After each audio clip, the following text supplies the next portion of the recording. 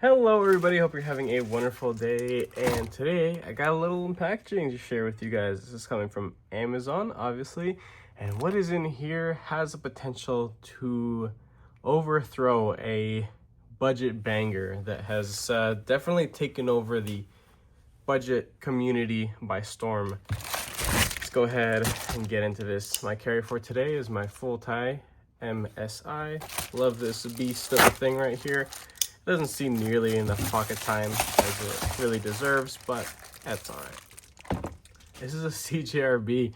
It feels like this is all I've been getting recently, surprisingly, but they just tend to offer a lot of models that are in a price range that piques my interest with designs and materials that, it seems very competitive. So the model that's in here is called the Acacia.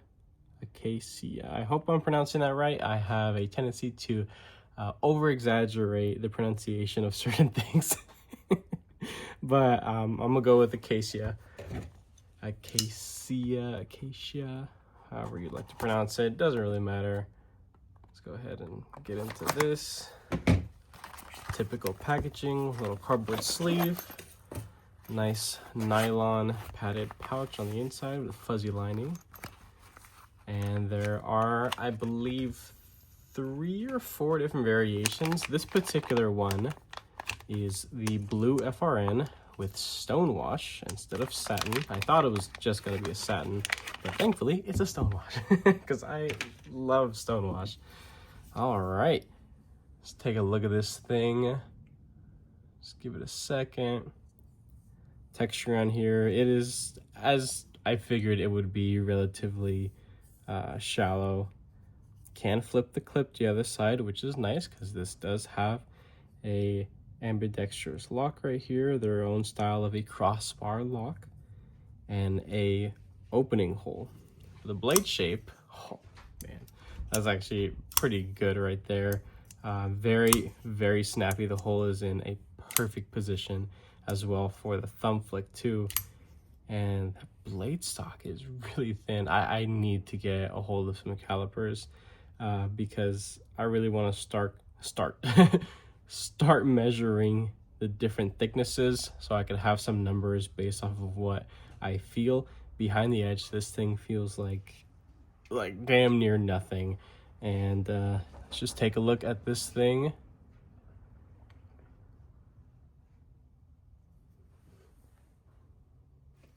I got a piece of paper right here. I'm very curious to see how they're doing their edges from the factory.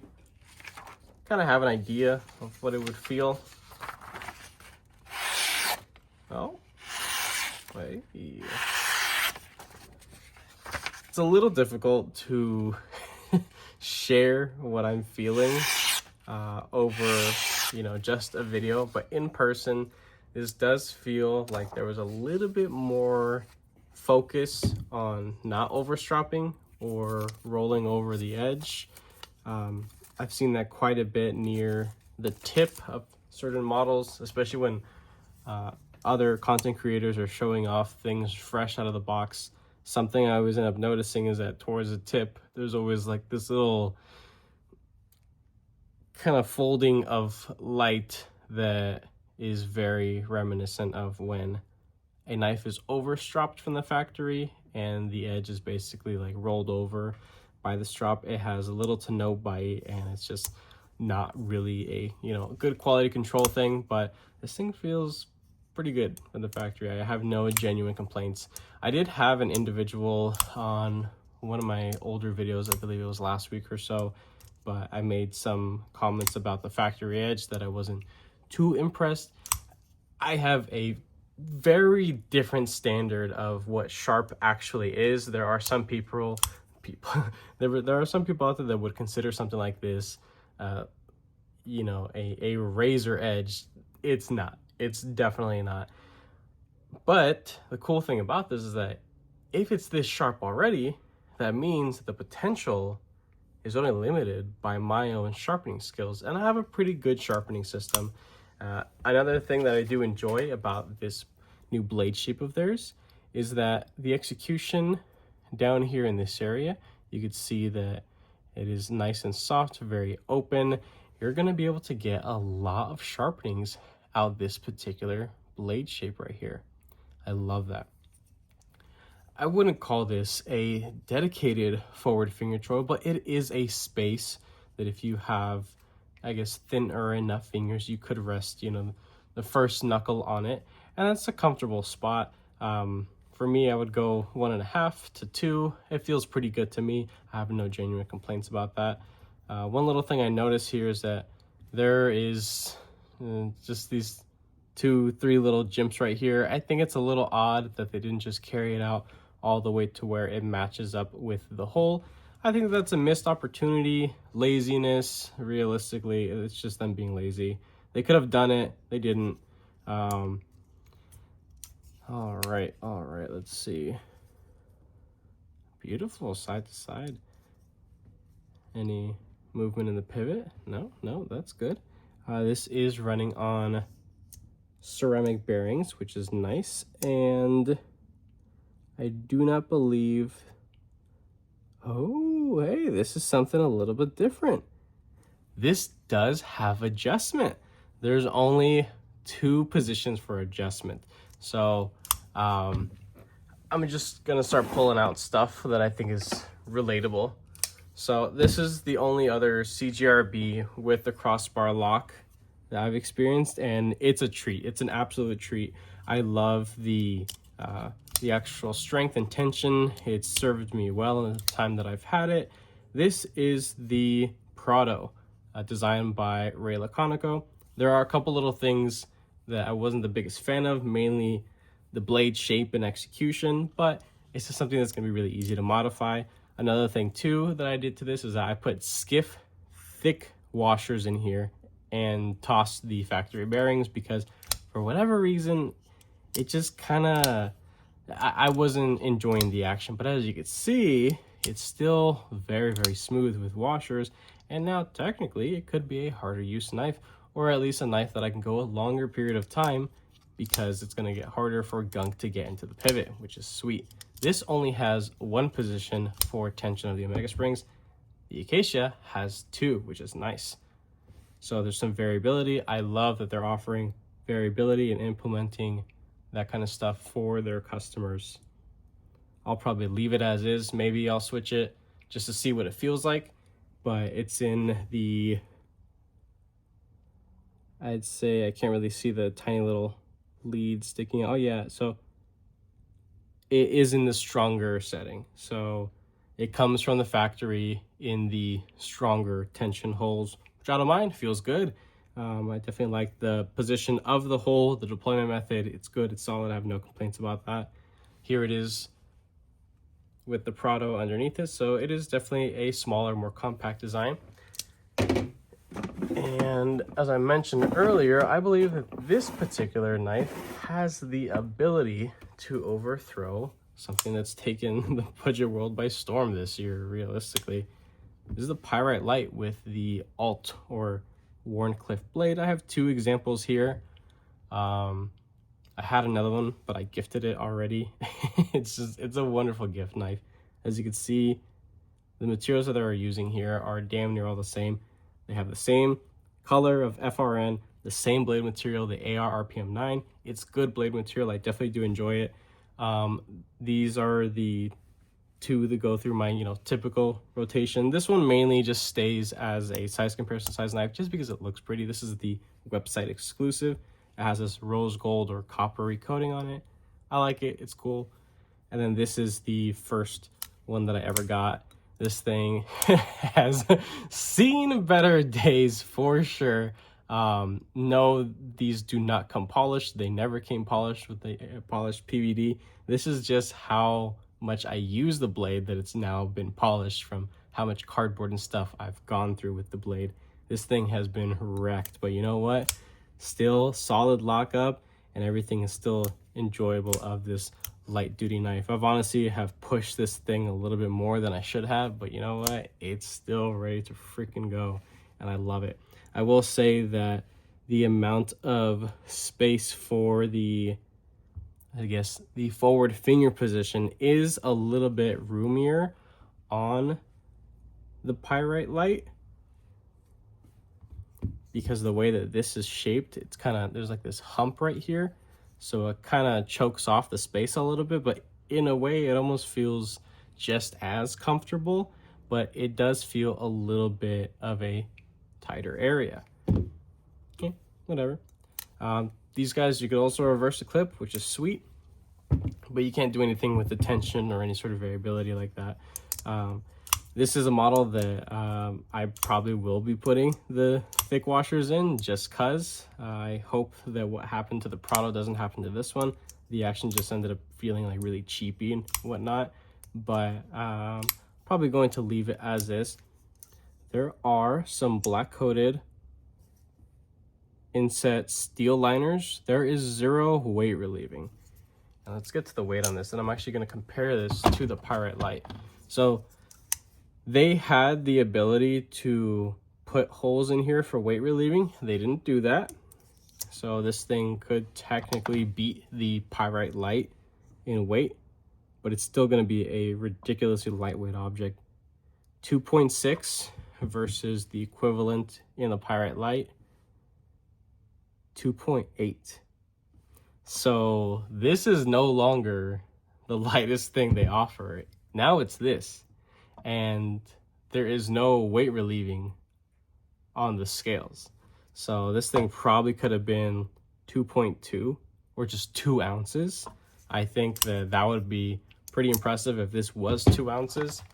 Let's do a couple other little size comparisons, just things that are in a similar size range. Above we have the CMB Made Knives Predator. Love this model. I thought it was the acacia was going to be the same size tip to tail, but it is actually a hair bit shorter. Not a big deal. The amount of available cutting edge, it's pretty close, but the tip is a little bit higher on the acacia. It's still a nice utility drop point. Then we have here Native 5. The acacia is actually bigger than the Native 5. That's cool.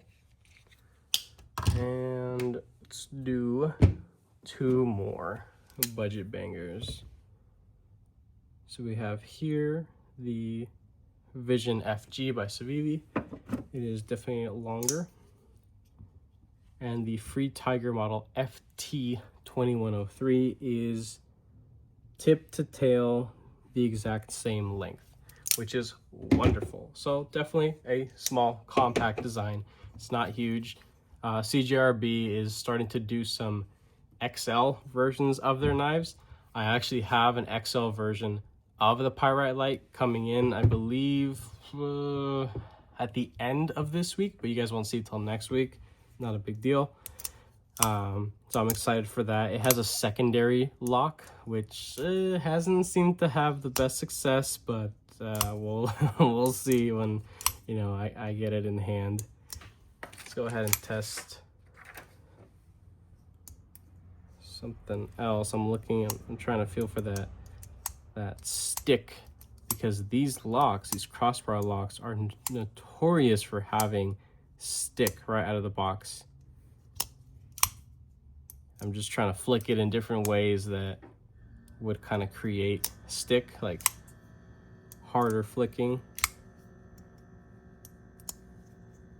Maybe slow. No, this thing's awesome. Perfectly centered.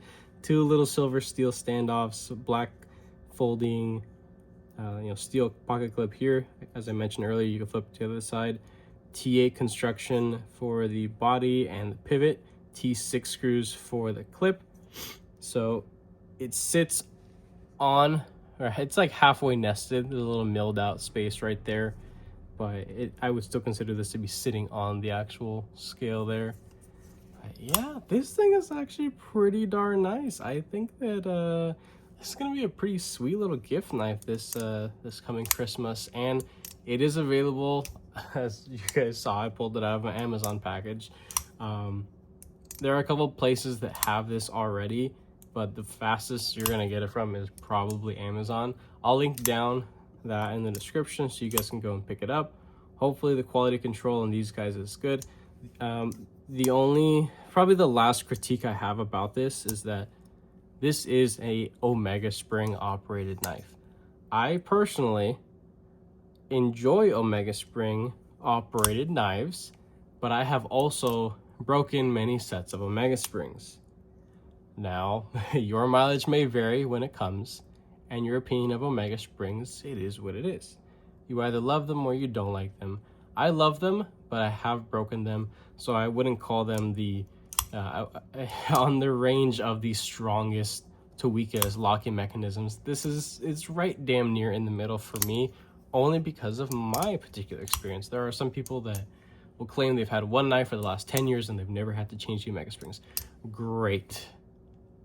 That's awesome, but I've had American made and overseas production knives and have broken the Omega Springs in a couple months. And that's not because of abuse or any sort of inappropriate use with said model that I was, testing for that time period.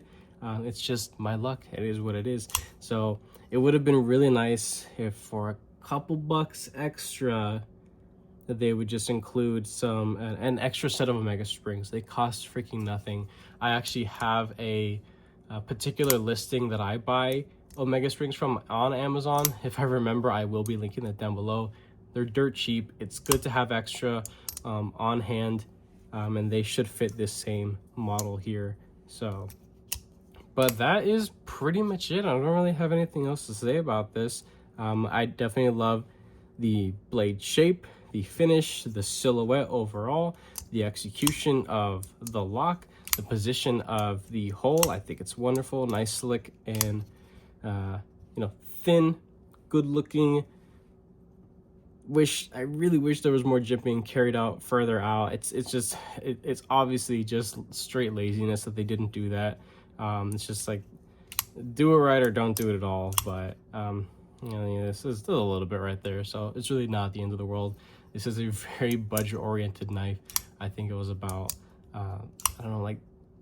it was well under 40 bucks, I will say.